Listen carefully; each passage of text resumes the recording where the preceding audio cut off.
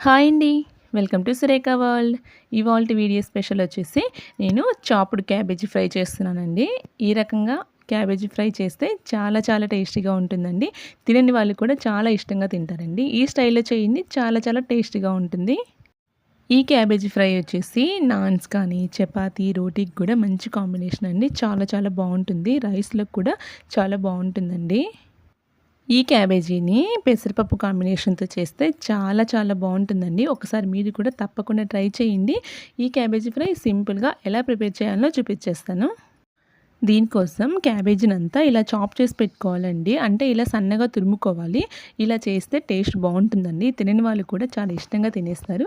So, ఈ విధంగా try చేయొచ్చు. లేకుంటే చిన్న చిన్న ముక్కలుగా కట్ చేసైనా ట్రై చేయొచ్చండి. నేనైతే ఈ విధంగా చేశాను. ఇవి చపాతీలోకి మంచి కాంబినేషన్ అండి. ఫస్ట్ అయితే క్యాబేజ్‌ని ఇలా చాప్ చేసుకోవాలా. చాప్ చేసేటప్పుడు కొన్ని లేయర్స్ పక్కకు వచ్చేస్తుంటాయి కదా! వాటిని చిన్న చిన్న ముక్కలుగా కట్ చేసుకొని ఉంచుకోవాలి. ఇప్పుడు ఒక బాండీ తీసి స్టవ్ పైన పెట్టేసి అందులో ఒక 2, 3 టేబుల్ స్పూన్ ఆయిల్ యాడ్ చేసి అది హీట్ అయిపోయిన తర్వాత అందులో పోపు దినుసులు యాడ్ చేయాలండి. కొద్దిగా ఆవాలు, అలాగే కొద్దిగా జీలకర్ర, శనగపప్పును కూడా యాడ్ చేయాలండి. అలాగే కొద్దిగా మినపప్పును కూడా యాడ్ చేసి అంతటిని కొద్దిసేపు ఫ్రై చేసుకున్న తర్వాత దీనికి సన్నగా చాప్ చేసి పెట్టుకున్న ఆనియన్స్ని ఇందులో యాడ్ చేసేయాలండి.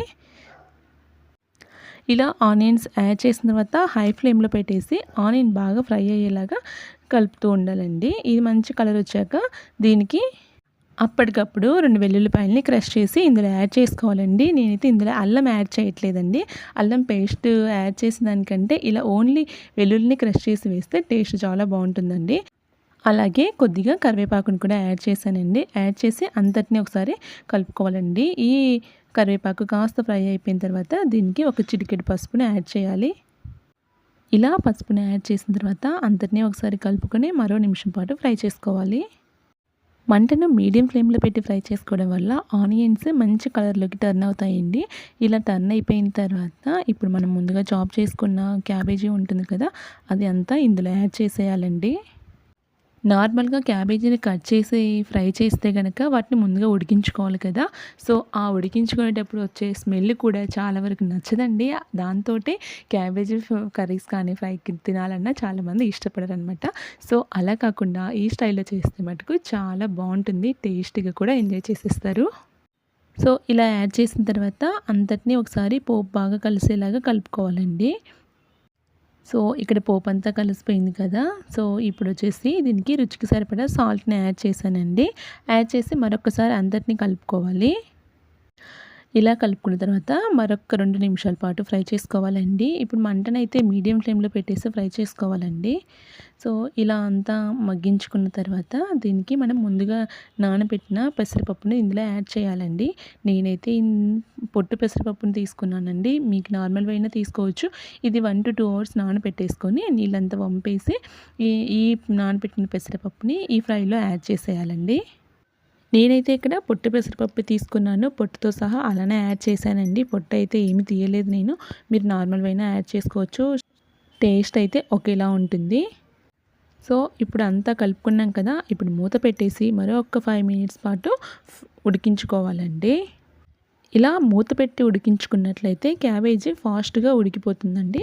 చూడండి, ఉడికిపోయింది కదా! ఇప్పుడు దీని అంతటిని ఒకసారి కలుపుకోవాలండి.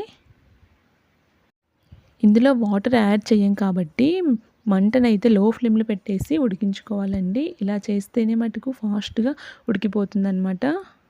హై ఫ్లేమ్‌లో పెట్టేస్తే అడుగంటే ఛాన్స్ ఉంటుంది. సో, అందుకనేసి సిమ్‌లో పెట్టేసి ఉడికించుకోవాలండి.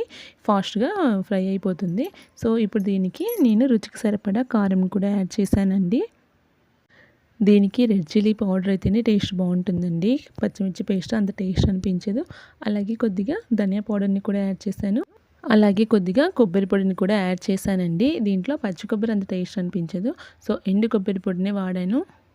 సో, ఇప్పుడు అంతటిని ఒకసారి కలుపుకొని మరో 2 నిమిషాల పాటు ఫ్రై చేసుకోవాలండి. ఫ్రై అయిపోయిన తర్వాత ఫైనల్‌గా చాప్ చేసుకున్న కొత్తిమీరని ఇందులో యాడ్ చేసి అంతటిని ఒకసారి కలుపుకుంటే సరిపోతుందండి. ఇప్పుడు స్టవ్ ఆఫ్ చేసుకొని మనము ఒక వేరే బౌల్‌లోకి ట్రాన్స్‌ఫర్ చేస్తే సరిపోతుందండి. ఎంతో టేస్టీగా ఉండే చాపుడు క్యాబేజీ ఫ్రై రెడీ అండి. దీనిని చపాతీ కాంబినేషన్‌లో తీసుకోండి. చాలా చాలా టేస్టీగా ఉంటుంది.